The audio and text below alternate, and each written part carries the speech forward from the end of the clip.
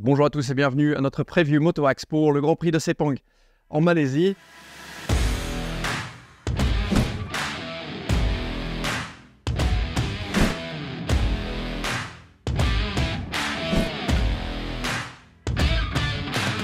Alors on a une grosse bagarre au championnat. On a bien sûr Jorge Martin, la vitesse de Jorge Martin contre l'expérience de Pecco Bagnaia. Et il nous reste 3 courses, 13 points d'écart. Jorge Martin qui a rectifié le tir et qui a fait le grand chelem donc à Buriram avec le nouveau record de la piste, une pole position, la victoire en sprint, la victoire en GP. Mais on sait que Jorge Martin, il peut aussi faire des erreurs comme il l'a fait en Indonésie, que ça chute alors qu'il était 3 secondes en tête au Grand Prix. Des erreurs aussi de pneus, par exemple, comme il l'a fait en Australie, donc, où il était en tête jusqu'au dernier tour et il va finalement finir 5e. Martin, en 2022, qui avait aussi signé une superbe pole position avec un tour en 1,57. Magnifique, 1,57 à Sepang, c'est très vite. Il était parti en tête et malheureusement au 6e tour, donc quand il avait plus d'une seconde d'avance, il a chuté au virage numéro 5, un virage très rapide, donc il a perdu l'avant. Alors que disons qu'il semblait maîtriser la course et il avait un petit peu d'avance aussi. Donc voilà, Jorge Martin qui est en grande forme, qui a la vitesse, qui a tout ce qu'il faut pour aller chercher ce titre, mais on sait qu'il peut commettre des erreurs. Alors que Pecco Bagnaia, lui, c'est plutôt un mec qui construit ses week-ends. Il avait fait ça l'année dernière, d'ailleurs en 2022. C'était pas très bien parti pour lui. Il s'était qualifié 9e. Il a effectué un super départ et une très belle course. Voilà, une belle gestion de course donc pour lui. Et il avait remporté le Grand Prix l'année dernière. Donc Sepang, c'est un circuit qui, sur le papier, comme un peu à Buriram, il fait très chaud, on a beaucoup d'humidité aussi. C'est un circuit qui use beaucoup les pneus.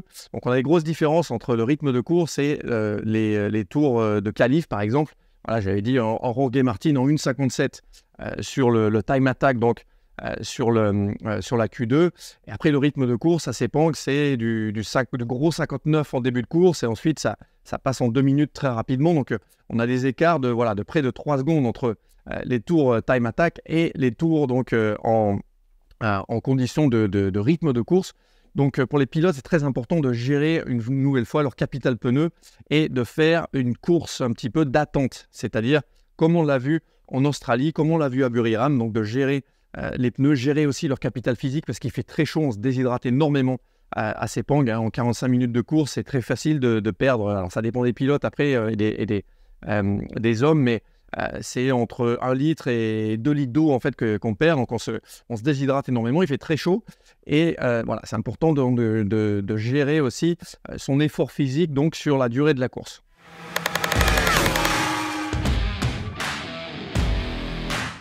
Du côté des Français, Fabio Quartararo, est-ce qu'il peut faire une surprise? Oui, il avait fait l'année dernière, il était monté sur le podium et Fabio, malgré le fait que vraiment il a les problèmes récurrents avec sa Yamaha, ils ont moins d'efficacité sur les accélérations.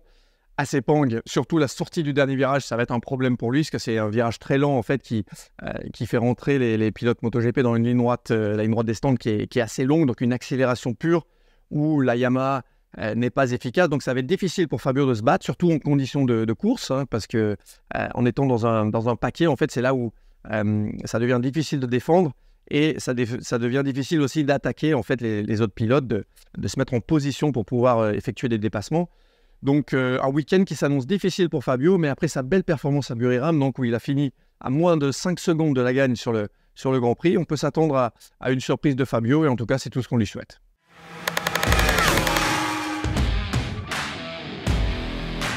Du côté de notre autre Français, Johann Zarco. Alors Johann, il avait bien sûr excellé en Australie, il nous a régalé avec sa première victoire.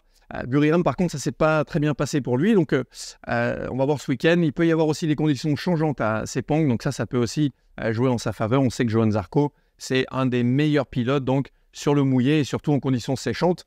Et Sepang, en ce moment, il pleut pratiquement tous les jours. Donc les prévisions météo pour le moment sont, disons...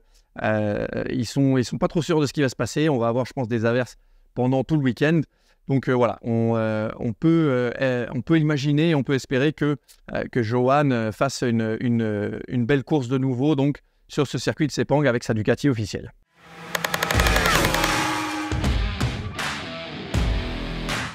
Du côté des hommes à surveiller, alors on a les KTM qui n'ont jamais vraiment réussi à performer à Sepang. Par contre, cette année, on sait que le package KTM 2023 est complètement différent.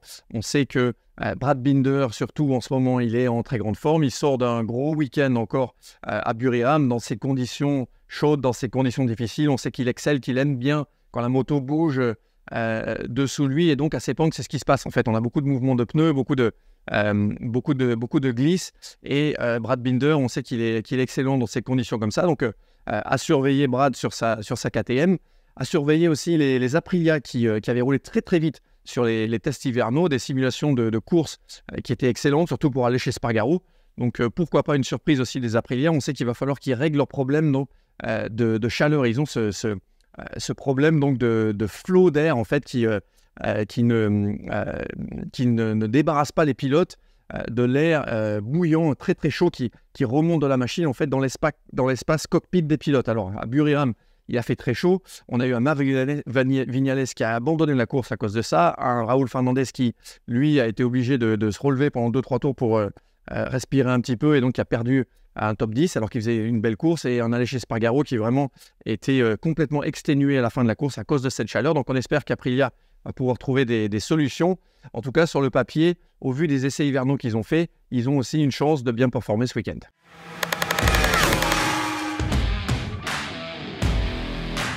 Et enfin, le dernier homme à surveiller, c'est Alvaro Bautista, le champion du monde Ducati, donc le double champion du monde de mondial de Superbike, qui va faire une wildcard à Sepang. Alors attention, cette wildcard, elle a été très bien préparée. Ce n'est pas du tout une wildcard qui est improvisée. En fait, Alvaro Bautista, il a fait plusieurs tests sur la Ducati officielle à Misano. J'étais d'ailleurs là pour 2 de ces tests présents donc, sur les mêmes journées. Et il a roulé très très vite, très consistant, très rapide. Donc il a pas perdu de sa vitesse en MotoGP. Il a bien sûr beaucoup d'expérience, Alvaro Bautista, sur les MotoGP. Et c'est un pilote aussi qui, selon moi, à Sepang, risque de créer une grosse surprise. Un petit peu comme Dani Pedrosa l'a fait à Jerez et surtout à Misano, donc un petit peu plus tôt cette année. Alvaro Bautista, c'est un de ses circuits préférés. Il roule très très vite à Sepang. On a aussi le fait qu'à Sepang, on perd beaucoup de perfos en fait, pendant la course parce qu'on charge énormément les pneus. Et comme Dani Pedrosa, Bautista, c'est un pilote qui a un gabarit, donc c'est un petit pilote qui est très léger et donc qui ne charge pas énormément les pneus. Et ça, je pense que ça va jouer à son avantage, surtout sur la durée de la course dimanche. Donc sur la longue course dimanche, je pense que son expérience du circuit, le fait qu'il est très à l'aise là-bas, le fait qu'ils ont bien préparé la course et le fait de son gabarit aussi, donc ça va lui permettre de bien gérer sa course, de bien gérer son usure pneu. Donc pourquoi pas une grosse surprise de Bautista aussi ce week-end.